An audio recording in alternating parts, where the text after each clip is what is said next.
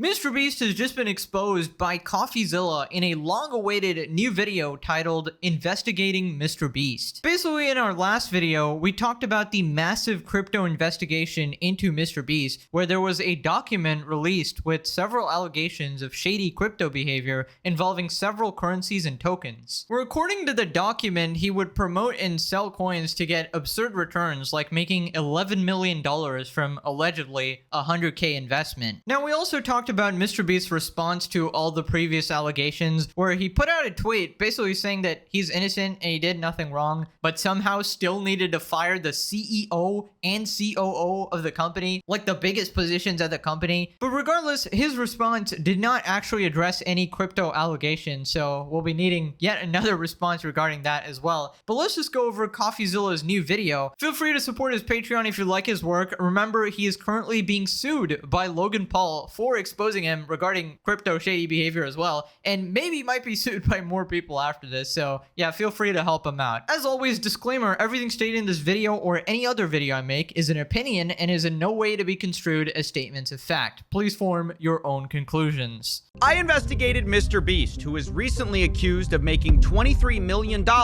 with insider trading and scams. I wanted to know the full story, so I reached out to everyone, from researchers to crypto projects, even to MrBeast himself. And let me say, the story is more complicated than you think. I have gone to MrBeast's team to try to fact check this story extensively, and they declined to fact check or comment on my many questions. Instead, they gave me a statement, which we will get to. I have a bit of history with MrBeast. I interviewed and spoke positively about him in the past, but also his new co-founder is suing me, and his other co-founder threatened to sue me. So you can make of that what you will. Okay, so basically Coffee says that what MrBeast did is definitely shady, but is it actually illegal? That's the real question, right? Well, that remains to be proved, and right now, based on the evidence, you can be swayed pretty much either way. Basically, if you like him, he has an excuse for everything, and he's conveniently in the wrong place at the wrong time. And if you don't like him, then you are likely to think that he's scamming people. Now, there is the element that CoffeeZilla was sued the last time he exposed Logan Paul for some shady crypto stuff, so he has to be a little more careful with his wording this time around. Obviously, you guys know my opinion on it. I think it's way too big a coincidence personally to conveniently promote several tokens like this, make $1 bajillion, and then never talk about it again, and his two business partners conveniently do the exact same thing. I mean, that's my opinion on it. If you think he's innocent, you are allowed to have that opinion as well. But the thing is, we also have a lot new info, even regarding selling tokens involving a charity auction, which just looks super messed up, and I don't know how to justify that one, but we'll get to it. They come from two sources. Firstly, an investigation by Soma XBT, which claims MrBeast made $10 million by backing low-cap crypto tokens, which are down 90%. And the second investigation comes from a group of 5 people who investigated MrBeast and found $23 million in profits from, quote, scams, shady deals, and his network. Okay, real quick, the investigation document is linked in the description below, so if you want to get into all the details, feel free to go through the entire thing. We won't actually be talking about everything in that document, so just letting you know. Now, Coffee starts by giving MrBeast the benefit of the doubt involving some of the tokens mentioned. So we're going to start with what I don't agree with. According to the report, Polychain Monsters, or PMON, is a project which KSI promoted heavily. MrBeast did not. But MrBeast did get in the pre-sale and make a lot of money. And thus, the conclusion is made, it's highly likely MrBeast made an investment from that insider information of KSI's promotional deal. There isn't concrete proof. Now, I asked the team who wrote this piece, and the lead author, Casper Vandeluk, told me, quote, having known MrBeast's having a very strong connection with KSI, it's basically highly probable he was vested as a result of KSI. No concrete evidence, just going off probabilities. But I'm going to say I don't agree with that, and I'm going to toss those probabilities aside. I think they reach too far. Okay, so I gotta respect Coffee for only reporting on the solid concrete evidence, and also for actually doing this video, because a lot of people thought that he wouldn't, because, you know, he's made a video with MrBeast in the past, and, you know, he's had that sort of big connection, so people thought he was going to be biased. But from what I've watched of CoffeeZilla, we gotta strip the I from KSI and give it to Coffee here, because he definitely has some integrity. Now, for those particular tokens, the only evidence was that he's friends with KSI, who evidently, you know, they chit chat together, and MrBeast did make money on it. So, you know, you can keep that in mind, but that's not actually solid evidence. But, you know, you can form your own conclusions there. I believe the phrase is, how convenient. Now, after this, Coffee moves on to the stuff that actually does have evidence. Starting with Super. This is the project MrBeast is alleged to have made the most amount of money on, over $10 million based on a pre-sale of $100,000. As for evidence, we have leaked screenshots showing MrBeast telling Super's founder that he can do $100K. Then we have a wallet that both investigations trace to MrBeast, sending $100K to the pre-sale wallet. And then we have the same wallets getting millions of these Super tokens in a period of unlocks, which were almost all sold aggressively. Now, why is this bad? Well, MrBeast is obviously hugely influential, and he publicly associated himself with the project twice. Once on March 3rd, 2021, he responded to a tweet with eyeball emojis. And then he interacted a second time on May 12th, 2021. This is much worse. The founder, Elio Trades, had tweeted, "There's a gym sitting there on the market at eye-watering prices, set to explode during the DeFi Summer 2.0. MrBeast's response, Super? But what he doesn't say is that he'd already purchased a huge stake in Super at this point, and on the day that he's tweeting, he was selling tokens, allegedly. Not only that, he had been selling tokens and continued to sell tokens. In the 72 hours after the May 12th tweet, MrBeast sold about $200,000 worth of these tokens. So publicly, it's signaling, hey, Super is this undervalued coin, and privately, MrBeast allegedly sold. Whoa. I don't know what he's implying there, guys. It's just another coincidence, you know? Eye-watering prices set to explode for this Super token, yet he was selling it on the same day after tweeting about it. But question is, why would he do that if it was eye-watering? The only people's eyes who are watering right now are the people who actually lost money on this investment, bro. Because, like, if somebody's making money, somebody's likely losing money on the other side. I just love how a lot of the evidence comes down to these goofballs making dumbass tweets, you know, being so foolish as to publicize their potential, you know, crypto schemes. And you can tell never in a million years did they think that any of these little tweets would be used in actual legitimate investigations regarding their, you know, shady crypto behavior. And the thing is, he can't even use the KSI defense because KSI was basically like, I'm just stupid, so I expected everybody to not believe me and do the opposite of what I'm saying. Well, that doesn't work with MrBeast because MrBeast is known as a smart guy, right? Now, MrBeast has actually responded to CoffeeZilla, but obviously not him specifically. It is his professionally hired American lawyer, Matthew Hiltzik. Quote, "These investments were made and managed in consultation with industry experts to ensure full compliance with all appropriate rules and regulations. The wallet is not owned or managed by Jimmy, but rather a fund led by respected and sophisticated managers. The fund closely evaluated and scrutinized hundreds and hundreds of opportunities, which resulted in several investments. Some have been more successful, others less, and others still works in progress. The fund's investment strategies apply the same rigorous standards as many other experienced investors in the field." Jimmy denies doing any of the trading or managing the trading and blames it on a fund. So I asked some obvious follow-up questions. What is the name of this fund?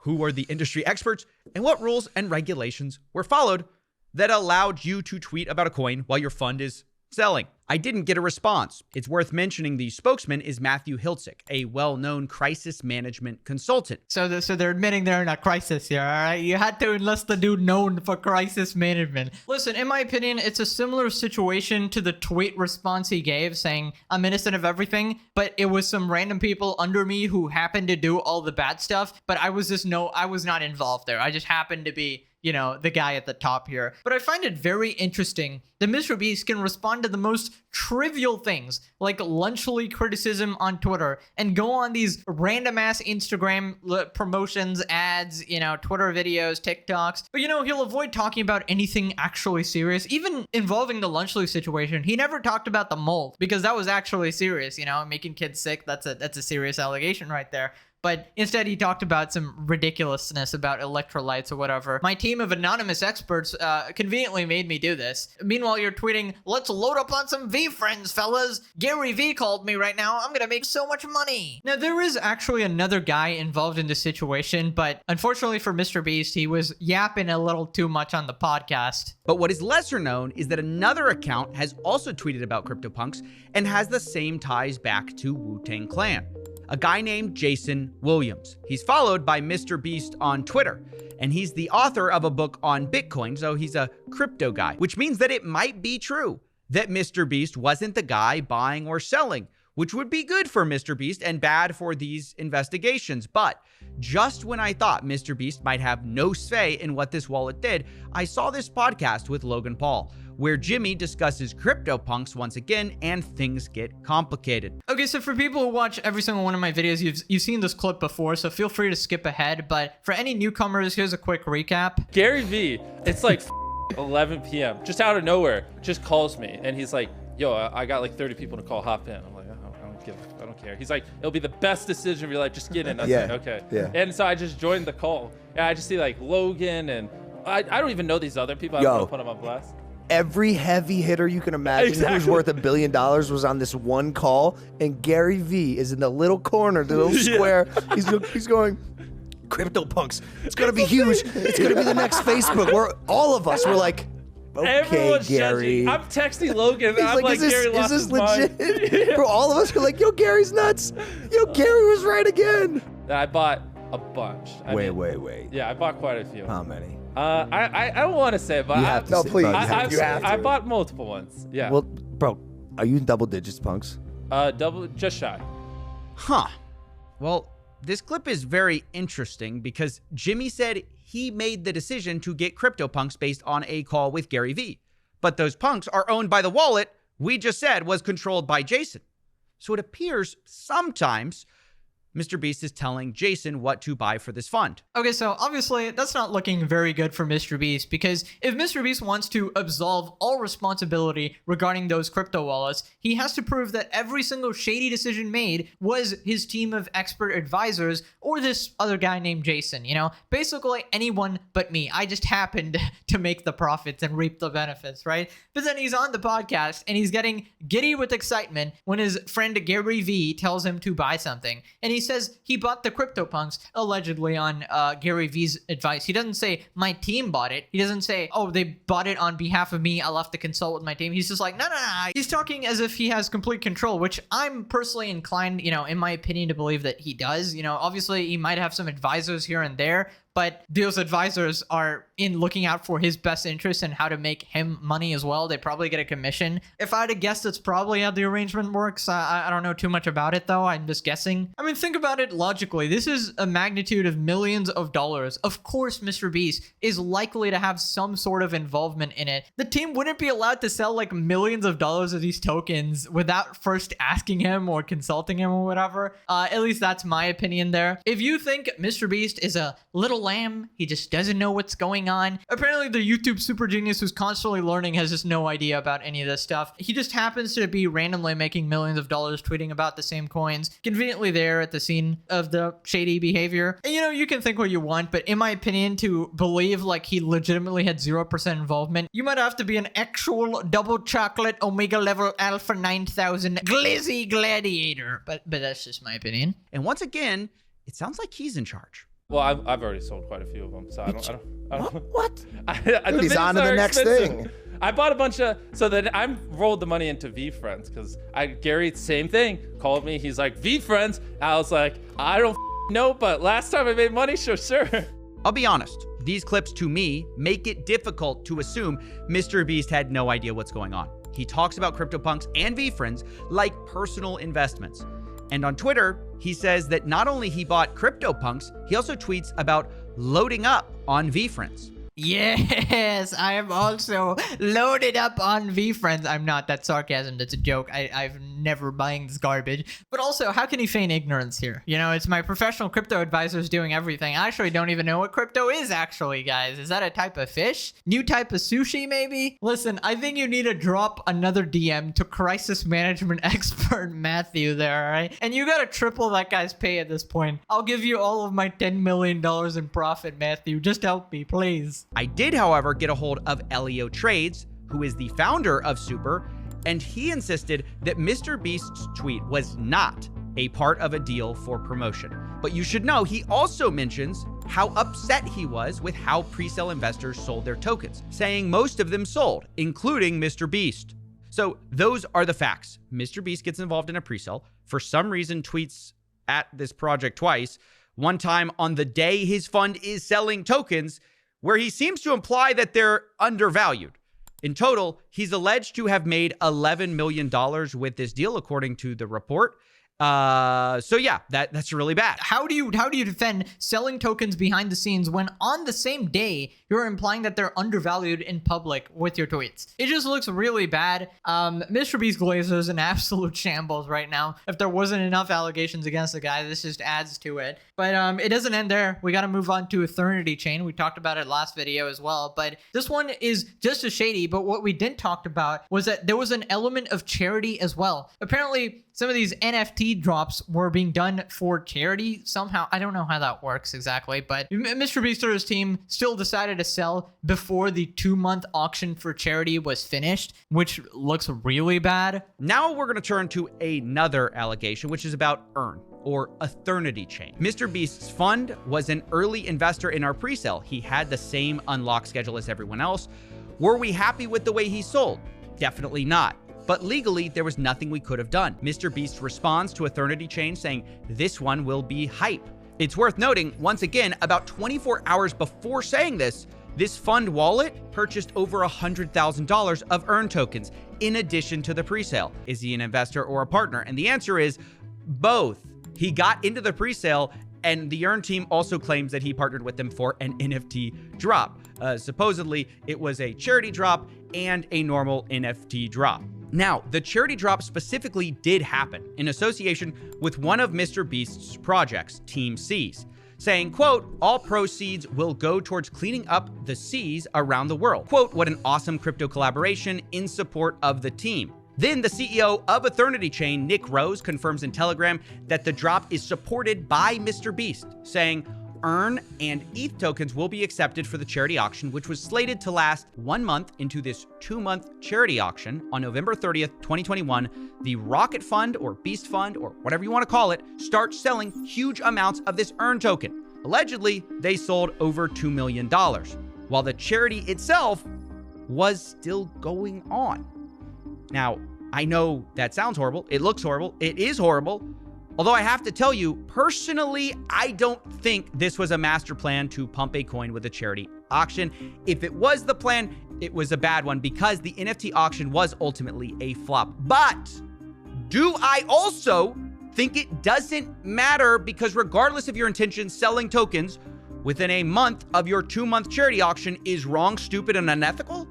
Yes, I think that as well. Man, somehow there's always an element of charity in these games. Like, don't look at what I'm doing because I got charity behind it. And it's basically being used as this impenetrable defense for MrBeast and anything he does. Like, I do charity, therefore you cannot say a single bad thing about me. Meanwhile, this is going on behind the scenes, and I'm not too clear on this. Maybe you guys can clarify as well, but what happened here? Why did he sell a month into the charity auction? Isn't that absolutely insane, or did I get that wrong? It sounds like a devil move, dude. I mean, unless that guy is lying about some of the elements of this, or, I don't know, not representing MrBeast's perspective clearly here. But I mean, it's kind of hard to believe there is some evidence regarding this. This fund, his fund, whatever you want to call it, sold tokens 1 month after starting a 2-month NFT auction for charity. To be fair again, though, it's hard to oversell how bad this NFT auction did. I have found only one NFT that appears to have sold here, but the bids were made in the Earn token, which the fund was selling, and the actual sale of the NFT didn't happen until after the fund sold in November 30th. If you're the charity guy, you support a charity, it flops while your fund makes millions of dollars in profits because it's selling the same Earn token people could bid on the charity with. That just is awful. And you should feel awful about it. Okay, wow. I never expected a statement like that in a CoffeeZilla video. Like, you should feel awful about it. That's crazy because I know he's like an objective guy and focuses on the facts of the situation and the evidence. But even he had to say, man, you guys just suck. You should feel bad about what has happened here. Anyways, we got to move on to the final piece of the puzzle. XCAD, throwback to knowledge, strength, and integrity. Mr. Zero Integrity over here, KSI. To talking about our final token, XCAD. This is a token you may remember from our investigation into MrBeast's business partner, KSI, but because XCAD had what's called creator tokens. So the idea to some investors is that Well, if they're investing, MrBeast and KSI, what if they were ever to launch greater tokens? That would be massive. You can see this in the Telegram chat. It became so common that in the XCAD community, one of the admins says, "Here we go again," another community member asking if there's any possibility of a MrBeast KSI token. MrBeast's fund sold a lot of their XCAD early in 2021 rather than holding their tokens. And this was surprising to even the founder of XCAD himself, Oliver Bell, who said they told him they were going to do the opposite. He tells me, quote, "Hey, so MrBeast reached out to me during our pre-sale raise. A group was set up with his team, and we had a call with his team, and they said they liked the concept. There was no strings attached to the investment. They did, however, want a lot bigger ticket than what I offered them, which I'm glad I did not fulfill." Okay, so I wanted to go over this next part. This guy says, "We discussed not just flipping the token, as this can damage projects if people have decent sized tickets. It was my understanding that we were aligned on this. However, shortly after listening to which XCAD performed well, there was heavy dumping from a wallet linked to MrBeast's team. I got in contact with them immediately and asked them why they were selling like this, and they told me they were not selling and they were raising ETA. So basically the creator of this token is like, oh, the MrBeast team promised that they would support this token, and now they are heavily selling, essentially betraying him. I think that's what's being implied here. Now, forgive me for questioning some things here, all right? While I do believe MrBeast and his team is quite shady, I don't know how innocent some of the people who launch these tokens are either. I don't know. Let's just bring back the focus to MrBeast. Oliver was so upset about what happened, he DM'd Jimmy directly,